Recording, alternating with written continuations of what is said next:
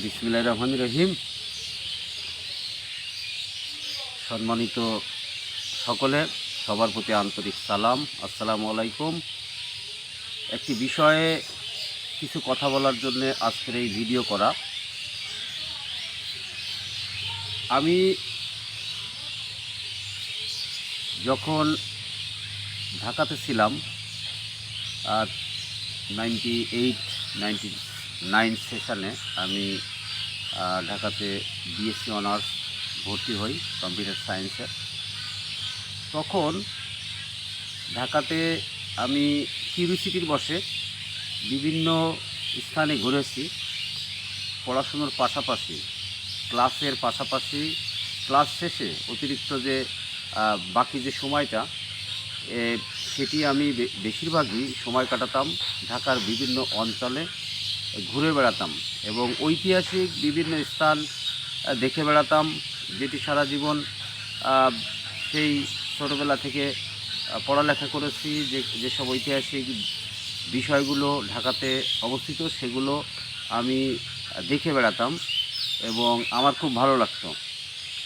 তা ঢাকার প্রতিটি অলিগলি পরিচিত হওয়াটাকে আমি মনে করতাম এটি আমার জন্য একটি সম্পদ হয়ে দাঁড়াবে।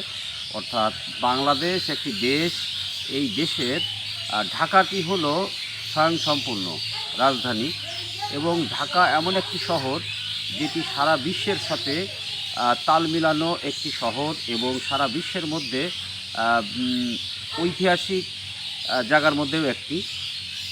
তা এই ঢাকাকে চিনে রাখা এবং ঢাকার প্রতিটা অঞ্চল, প্রতিটা অলিগলি, প্রতিটা বিষয় চিনে রাখা এটি জীবনের জন্যে খুব কাজে লাগবে। এই কারণেই আমি এই কাজটি করতাম।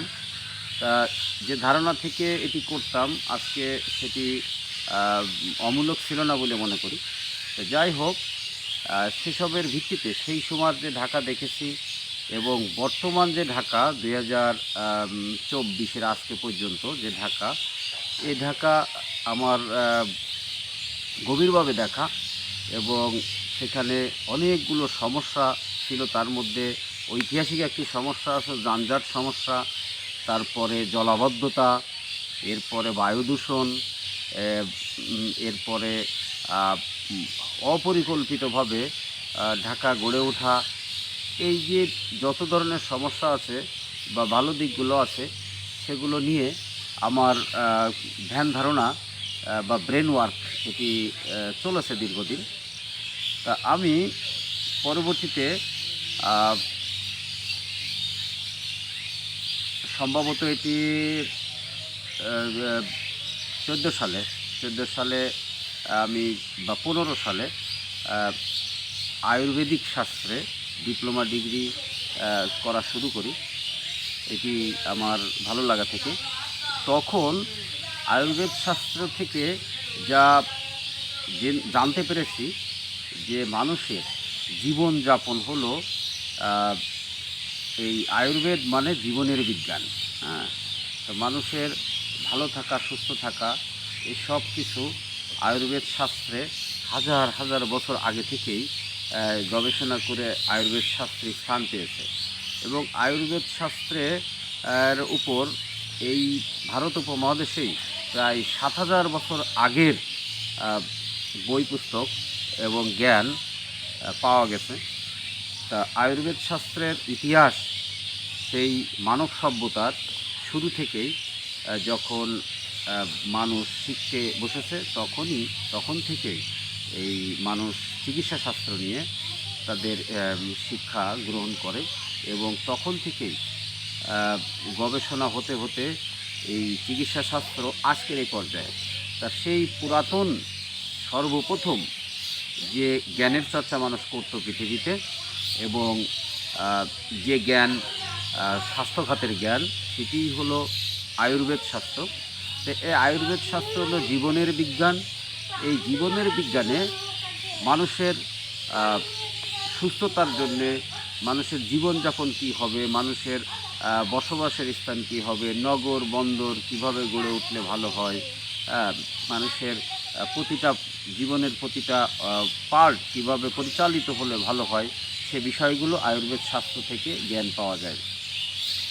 তা আজকে যে নগরায়ন বা যে উন্নয়ন, এই উন্নয়নের পরিকল্পনায় আয়ুর্বেদ শাস্ত্র জানা বা অভিজ্ঞ মানুষেরও অংশগ্রহণ দরকার আছে এই উন্নয়ন পরিকল্পনার ক্ষেত্রে, উন্নয়ন বাস্তবায়নের ক্ষেত্রে। উন্নয়ন পরিকল্পনা করার সময় আয়ুর্বেদ শাস্ত্রের জ্ঞান থাকা মানুষেরও মতামত নেওয়া প্রয়োজন।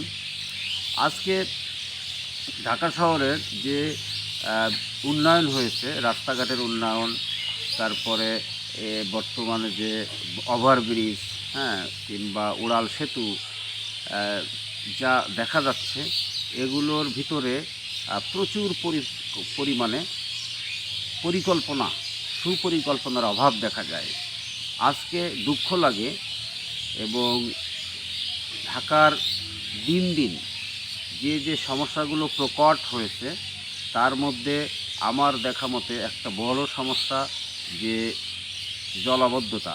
এবং একটু বৃষ্টি হলে ঢাকার অলিগলি বা রাস্তাগুলো নদীতে রূপান্তরিত হয় এবং মানুষের যে দুর্বিষহ অবস্থা হয়, মানুষের যানবাহন, যান্ত্রিক যে যানবাহনগুলার ইঞ্জিনের ভিতর পানি ঢুকে যায় এবং বন্ধ হয়ে রাস্তায় পড়ে থাকে, এবং মানুষের রিক্সাগুলো উল্টে যায় এবং রাস্তা ভেঙে যায়, এবং মানুষ এক প্রকারের জিম্মি হয়ে যায় পানির কাছে। এবং এখন এসে এবছর কিছুদিন আগে এই যে এখনও গতকালকেও দেখলাম যেভাবে ঢাকায় প্রতিটা অঞ্চলে যে পানি বা জলবদ্ধতা দেখলাম রাস্তাতে, সেটি সেই চিরচেনা ঢাকা এবং সেই বিরক্তিকর ঢাকা উপলব্ধি করলাম যশোরে বসে, বাড়িতে বসে। তা আমরা দূর থেকে বা বিভিন্ন সিনেমা নাটকে যে ঢাকা দেখে থাকি, কিন্তু ঢাকা সবসময় ওরকম না। ঢাকার যে দুর্বিষহ অবস্থা মাঝে মাঝে, সেটি ঢাকায় যারা আসে নিয়মিত তারা জানে। তা এইটা অপরিকল্পিতভাবে উন্নয়ন কাজ করার কারণে এটি ঘটেছে। যে ঢাকাতে উন্নয়ন করতে যে কোনো জায়গায় উন্নয়ন করতে গেলে অনেক কিছু খেয়াল করা দরকার আছে। এই যে প্রকৃতির যে খেলা, কখন ঝড় হয়, কখন বৃষ্টি হয়, বৃষ্টি পানি কী পরিমাণে হতে পারে, সেই পানিটি কিভাবে বের হয়ে যাবে, কিংবা মানুষের যে বাতাস কোন দিক থেকে আসে, মানুষের অক্সিজেনের কী মাত্রায় প্রয়োজন, বা যে বিল্ডিংগুলো হচ্ছে সে তার ভিতরে বাতাস প্রবেশ করবে কি না। সবসময় আয়ুর্বেদে বলা আছে যে আপনার দক্ষিণ সাইডে থেকে বাতাস আসার ব্যবস্থা থাকতে হবে আপনার যে কোনো ঘরে, এবং উত্তর সাইড থেকে বের হয়ে যাওয়ার ব্যবস্থা থাকতে হবে। তাহলে সেই ঘরের মধ্যে আবহাওয়াটা ভালো থাকবে, অক্সিজেন থাকবে। তা এরকম, এবং রোদ কোন দিক থেকে আসবে, রোদের যে প্রয়োজনীয়তা, সেই বিষয়গুলোও খেয়াল করা প্রয়োজন। তা এরকম অনেক বিষয় আমরা খেয়াল না করেই শুধুমাত্র কনক্রিটের উন্নয়ন করে ফেলি। সেই উন্নয়নটা পরবর্তীতে যে বিভিন্ন দৃষ্টিকোণ থেকে দেখা যায় ভুল হয়েছে, সেগুলো আমরা খেয়াল করি না। আমরা অক্সিজেনের জন্য যে একটি গাছ, যে অক্সিজেনের ফ্যাক্টরি অক্সিজেন উৎপাদন করে এবং বিতরণ করে, এটা আমরা অনেক সময় আমলে আনি না, গাছটা কেটে ফেলি। অথচ এক পরিকল্পিতভাবে সেই গাছটি রক্ষা করা যেত, সেগুলো আমরা করি না। তারপরে এই যে জলাবদ্ধতা বা পানি কোন দিক থেকে বের হবে, খালগুলো আমরা ভরে ফেলছি, এবং বিভিন্ন যে ঢাকার যে শিরা উপশিরাগুলো ছিল, বিভিন্ন ছোট ছোট খাল ছিল, এবং সেই খালগুলো নদীতে যে মিশেছিল এবং সেই নদী থেকে সাগরে যে মিশে যায়, সেটা আমরা খেয়াল করি না। ঢাকার যে একটি বসবাসের জন্যে যে ন্যাচারাল একটি ঐশ্বর্য বা দান, যে ঢাকার বুড়িগঙ্গা নদী, সেই বুড়িগঙ্গা নদীটা আর যে পানি সবসময়ের জন্য ভালো থাকলে এবং প্রবাহিত থাকলে, যে ঢাকার এই কোটি কোটি মানুষের বসবাসের জন্যে যে কত উপকার হতো এই স্বাস্থ্যগত খাতে, উম, বা আয়ুর্বেদ শাস্ত্র মতে বা চিকিৎসা শাস্ত্র মতে সে বিষয়ে আমরা মোটেই খেয়াল রাখি না, আমরা উদাসীন। এবং সেই আবর্জনা বা দূষিত জীবাণুর একটি কারখানায় রূপান্তরিত করেছে বুড়িগঙ্গা নদী। তো যাই হোক, আমাদের যে পরিকল্পনাবিদ আছেন এবং পরিকল্পনা মন্ত্রণালয় আছেন বাংলাদেশে, তারা যে পরিকল্পনা করে সেই পরিকল্পনার করার সময় যাতে এই বিষয়গুলো খেয়াল রাখা হয়, কিংবা পরিকল্পনা কমিটিতে যাতে আয়ুর্বেদ শাস্ত্র সম্পর্কে গভীর জ্ঞান রাখে, আহ, উম, গভীরে জ্ঞান রাখে, এরকম মানুষের অংশগ্রহণও প্রয়োজন আছে। এবং বাংলাদেশের স্বাস্থ্য খাতে বিভিন্ন হাসপাতালে, সরকারি হাসপাতালগুলো বা ক্লিনিক, যেখানেই আহ, স্বাস্থ্য প্রতিষ্ঠান, সেখানেই ডাক্তারদের মধ্যে আয়ুর্বেদ শাস্ত্রের বা ন্যাচুরোপ্যাথির ডাক্তার থাকা প্রয়োজন।